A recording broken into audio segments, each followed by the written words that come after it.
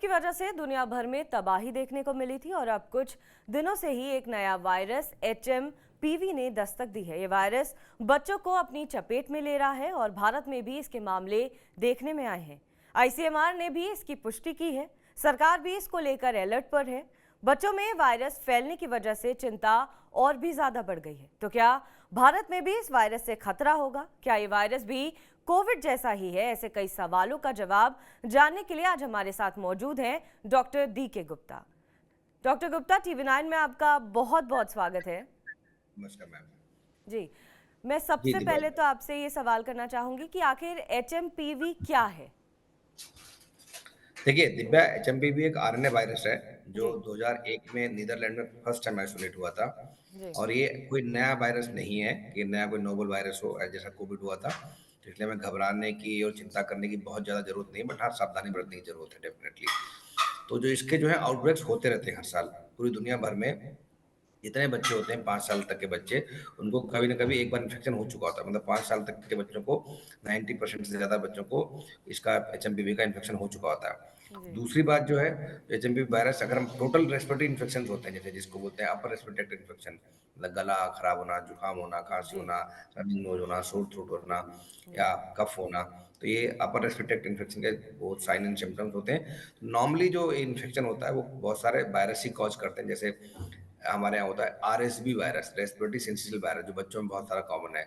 इस तरह की खांसी जुकाम का इन्फ्लुएंजा वायरस के कई सारे स्ट्रेन्स आते हैं। इसके जी अलावा हो गया क्या नाम है ये, rhino virus, adeno virus, covid जी वायरस। तो ऐसे बहुत सारे वायरसेस हैं जो नॉर्मली इस तरह के इन्फेक्शन करते हैं। अगर टोटल जितना रेस्पिरेटरी इन्फेक्शन होता है, अपर रेस्पिरेटरी का इन्फेक्शन होता है, उसकी बात करें, उसका 5 से लेके 16%, जी 5 to 16% भी because of this new HMPV virus. तो ऐसा नहीं है कि ये वायरस हमारे वातावरण में नहीं है, इससे इन्फेक्शन नहीं हो रहा है, तो जी ऑलरेडी इससे इन्फेक्शन होते हैं। बट सावधानी वाली बात क्या है या चिंता वाली बात क्या है कि अगर ये छोटे बच्चे हैं, 1 साल से कम बच्चों को होता है, तो थोड़ा सा कॉम्प्लिकेशन की संभावना बढ़ जाती है। जी नॉर्मली देखा गया 6 से 8 महीने के बच्चों में हो सकता है। और जो 5 साल से कम है, बच्चों की इम्यूनिटी भी कम होती है, तो अगर बच्चों में होता है तो थोड़ा सा कॉम्प्लिकेशन के चांसेस बढ़ जाते हैं, जैसे ब्रोंकाइटिस है, निमोनिया है, ARDS है। जी तो इस तरह के LRT है, लोअर रेस्पिरेटरी इन्फेक्शन हैं। तो जी इस तरह के कॉम्प्लिकेशन छोटे बच्चों में बढ़ जाते हैं। प्लस जो लोग जिनकी इम्यूनिटी कंप्रोमाइज्ड है या जिनको कोमोर्बिडिटीज हैं, जैसे मतलब किसी को डायबिटीज मेलाइटिस है, हाइपरटेंशन है, मतलब हाई ब्लड प्रेशर है, या किसी को कार्डियक फेलियर है या कार्डिक पेशेंट दवाइयाँ ले रहा है, या जी किसी को HIV है, या कोई इम्यूनो कंप्रोमाइज्ड है बिकॉज स्टेरॉइड्स चल रहे हैं, जिसने ऑर्गन ट्रांसप्लांट कराया हो, बोन मैरो ट्रांसप्लांट हो, लिवर ट्रांसप्लांट हो, किडनी हो, जी डायलिसिस पे है, या जी कोई और कोई अदर इम्यूनिटी उसकी कम हो किसी वजह से, बहुत सारी बीमारियों की वजह से, एज की वजह से, तो उन लोगों में अगर ये होता है तो chances of lower respiratory tract infection, मतलब नॉर्मली तो इसका घर जो है समझ लो गले तक है, यहाँ तक जी रहता जी है। कि हम जब भी खाते चीखते हैं गले में दर्द, तो यहाँ तक ही सिम्टम्स आते हैं। यहाँ के जी सिम्टम्स क्या होंगे? रनिंग नोज होगी, स्टफनेस होगी, हम्म खराश होगी, थोड़ा बहुत कफ हो सकता है, इचिंग जी हो सकती है गले में, जी ये सिम्टम। बट अगर ये यहाँ से नीचे पहुंच गया आपके लंग्स के अंदर, दोनों तरफ लंग्स होते हैं हमारे, अगर इन जी लंग्स में नीचे ट्रिकल डाउन हो गया, जो जी 5 से 10% केसेस में हो जाता है। जी डॉक्टर गुप्ता, तो मैं आपसे थोड़ा विस्तार से ये जानना चाहूंगी क्योंकि बच्चों के संदर्भ में हम बात करें तो बच्चों के लिए कितना खतरनाक है, और क्योंकि आप कह रहे हैं कि ये भी स्प्रेड होता है, एक फ्लू की तरह है, तो पेरेंट्स तो बच्चों से क्योंकि अलग नहीं हो सकते, तो अगर बच्चों में है तो पेरेंट्स में भी ऑटोमेटिक ट्रांसफ़र होगा, या बच्चों को किस तरीके से रोका जा सकता है? तो मैं चाहूंगी कि आप दर्शकों को ये बताएं। देखिए, मैंने बताया कि बच्चों में इन्फेक्शन कॉमन है। जैसे कोविड बच्चों में कॉमन कम था, कॉम्प्लिकेशंस कम थे कोविड के। जी इसमें कोविड से ज़्यादा कॉम्प्लिकेशंस है संभावना, और खास करके 1 साल से कम बच्चों में। जी 5 साल से कम बच्चों में भी इम्यूनिटी कम होती है, तो वहाँ भी कॉम्प्लिकेशन की संभावना बढ़ जाती है। तो जी कहीं न कहीं बच्चों को हमें बचाने की ज़रूरत है डेफ़िनेटली, कि जी बच्चों का स्कूल में अगर किसी को भी इन्फेक्शन हो रखा है, कॉमन कोल्ड कफ हो रहा है, तो उसको स्कूल ना भेजें। जी क्वारंटाइन में रखें, आइसोलेशन में रखें, जब बच्चा ठीक हो जाए तब भेजें। और घर में, स्कूल में भी इन्फर्मरी वालों जो होते हैं लोग, या जो मेडिकल स्टाफ होता है, उनको ध्यान रखना चाहिए कि जी अगर किसी को इन्फेक्शन है तो बचा के रखें। प्लस वहाँ पे जो भी इन्फेक्शन कंट्रोल की गाइडलाइंस है उसको फॉलो जरूर करना है। जी कि अगर किसी को भी ध्यान रखना है, जो हमने कोविड बिहेवियर की बात करी थी कोविड की तरफ, वो दोबारा हमें फॉलो करनी चाहिए, और अभी नहीं, लाइफ लॉन्ग करनी चाहिए। हम लोग बात कर रहे थे न्यू नॉर्मल है, न्यू नॉर्मल, बट सब लोग भूल गए न्यू नॉर्मल को, कि कोई भी हैंड हाइजीन पे ध्यान नहीं देता। कि हम सबको पता है ये हाथ मिलाने से, खांसने छींकने से, जी या अपने नाक मुंह को छूने से बार बार आंखों जी मुंह से तो फैलता है। तो अगर आप हैंड हाइजीन करते हैं, मतलब बार बार हाथ धो रहे हैं या सैनिटाइज कर रहे हैं हाथों को, तो हम्म आपके लिए सेफ रहेगा।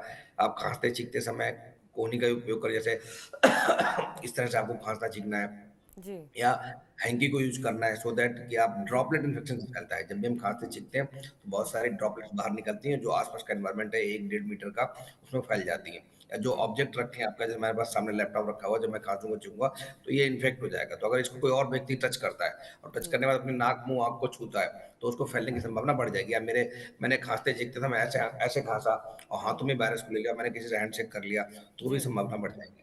तो जी। जो भी जो कोविड के जो प्रिवेंशन के गाइडलाइंस थी, सेम यहाँ पे फॉलो होती हैं। जी। बाहर के इलाके में नहीं जाना है, भीड़ भाड़ में नहीं जाना है, हमें सोशल डिस्टेंसिंग या फिजिकल डिस्टेंसिंग को फॉलो करना है। अगर ये सब चीज़ों का ध्यान रखेंगे तो हम इससे बच सकते हैं, और जिनको सिम्टम्स हैं उनको घर में रखें। जी। जी, हम जैसे कोविड का टेस्ट कर पाते थे, हम वैसे ही एचएमपीवी का भी टेस्ट कर सकते हैं, चाहे वो बच्चों में हो या बड़ों में? नहीं, एचएमपीवी का टेस्ट कर सकते हैं डेफिनिटली, बट एचएमपी की टेस्ट की जरूरत अभी ऐसी नहीं है, गाइडलाइंस ऐसी कोई नहीं है, बिकॉज जी। एचएमपीवी बहुत कॉमन वायरस है और सब में जी। टेस्ट करने की जरूरत है। और इसका इंक्यूबेशन पीरियड है, मतलब जी। बीमारी होने से, इन्फेक्शन होने से लेके सिम्टम्स आने तक का सिर्फ 3 से 4 दिन का टाइम है। जी। प्लस बीमारी खत्म होने में जो बीमारी को ठीक होने में जो टाइम है वो भी 5 से 6 दिन है मैक्सिमम। जी, तो जैसे हमने नॉर्म को एक जी। एक हफ्ते में होकर ठीक हो जाता है। अच्छा। तो उन लोगों को जिनको हो चुका खांसी जुकाम, उनको सिर्फ क्वारंटाइन करना है और आइसोलेशन के रूल फॉलो करने हैं, मास्क लगाना है, बाहर नहीं जाना है, जाना पड़ता है तो मास्क लगा के जाएं और अपना ध्यान रखें। वो कैसे ध्यान रखना है वो बताऊँ, कौन से सिम्टम का ध्यान रखना है। बट डेफिनेटली जो अगर मतलब किसी को ऐसे सिम्टम्स आ रहे हैं, जी। जिसको चेस्ट पेन हो रहा है, ब्रीदिंग डिफिकल्टी हो रही है, ठीक है, हुँ। टाइटनेस हो रही है, या चक्कर आ रहे हैं, घबराहट हो रही है, हाथ जो क्या नाम है, उंगलियां हैं, जो फिंगर टिप्स हैं, नोज टिप है, लिप्स हैं, ये नीले जी। पड़ रहे हैं, बच्चों जी। को सीजर्स पड़ रहे हैं, बच्चों को फीवर बहुत जी। हाई ग्रेड हो रहा है, कम नहीं जी। हो रहा, 5-6 दिन के बाद ठीक नहीं हो रहा है, जी। या बच्चा सुस्त हो गया है, या दूध नहीं पी रहा है, बच्चा बिल्कुल फीड नहीं ले रहा है, जी। लिथार्जिक हो गया है, जी। या उसको कन्वल्जन्स हो रहे हैं, ठीक है। जी। जी। तो ऐसे केसेस में अगर ऐसे कुछ सिम्टम्स आ रहे हैं कि 4 दिन बाद भी, 5 दिन बाद भी सिम्टम्स के, बच्चे का बुखार नहीं टूट रहा है, उतर नहीं रहा है, या उसकी सांस तेज चल रही है, जिसको ब्रीदिंग डिफिकल्टी बोलते हैं, निमोनिया हो रखा है, या जी। उसको आवाज आ रही, घर घर की आवाज आ रही है, बच्चा जी। दूध नहीं पी रहा है, सुस्त हो गया, मैं फिर बार बता रहा हूँ, ठीक है, हुँ। या खेल नहीं रहा है, या इरिटेबल, बहुत ज्यादा इरिटेबल हो गया है, या बच्चे को सिम्टम्स ऐसे आ रहे हैं जिसमें आंख वगैरह उल्टी हो गई है, मतलब कन्वर्जेंस हो रहे हैं, ऐसा जी। कुछ सिम्टम्स आ रहे हैं, तो डेफिनेटली जो है इसके जी। खतरे के साइन है, या उसका सेचुरेशन फॉल कर रहा है, तो फिर हमें तुरंत डॉक्टर से संपर्क करना चाहिए, डॉक्टर को दिखाना चाहिए। फिर हॉस्पिटल गाइडलाइंस के अनुसार आपका टेस्ट करेगा, उसमें खाली एचएमपी का टेस्ट नहीं करेगा, जी। एचएमपी का भी कर सकते हैं अगर जरूरत पड़ेगी, और उससे पहले हमें कोविड का टेस्ट करना है, इन्फ्लुएंजा का टेस्ट करना है, या निमोनिया जी। का टेस्ट करने हैं, सो दैट हमें पता जी। लग जाए एक्चुअली क्या बीमारी है, रूल आउट करना पहले हमें। जी। जी। सब इसे बार-बार, क्योंकि डॉक्टर गुप्ता कोविड से कंपेयर कर रहे हैं, कह रहे हैं कि कोविड की जिस तरीके से म्यूटेशन हुई थी, जब डेल्टा वेरिएंट आया था तो वो जानलेवा था। तो क्या हम वो एचएमपीवी में भी वो देख सकते हैं कि अगर ये म्यूटेट करता रहा तो ये कोविड जितना घातक हो सकता है?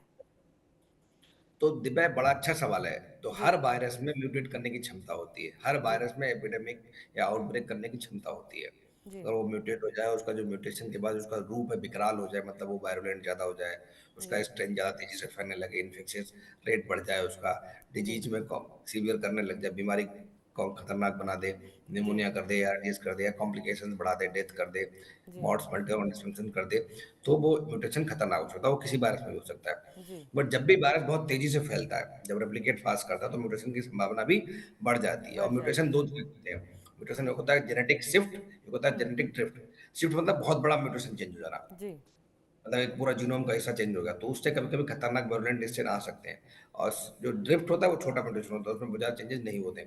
तो ऐसे ही कोविड में बहुत सारे म्यूटेशन हुए थे, बट 2-4 म्यूटेशन ऐसे खतरनाक हुए थे जिसकी वजह से जो कोविड की वायलेंस इतनी बढ़ गई थी। अगर इसका भी इसमें ऐसा होता है तो डेफिनेटली थ्योरेटिकली ऐसी पॉसिबिलिटी है कि जी। ये मतलब एपिडेमिक कर सकता है, बट जो लग रहा है ट्रेंड ऐसा होना नहीं चाहिए, बिकॉज ऑलरेडी ये बहुत सारे लोगों को हो चुका है ऑलरेडी जी। हमारे अंदर, इंडिया में और बहुत सारे देशों में अवेलेबल प्रेवलेंस है इस वायरस की। तो जी। अभी तक अगर ऐसा म्यूटेशन नहीं हुआ तो आगे भी होने की संभावना बहुत कम है।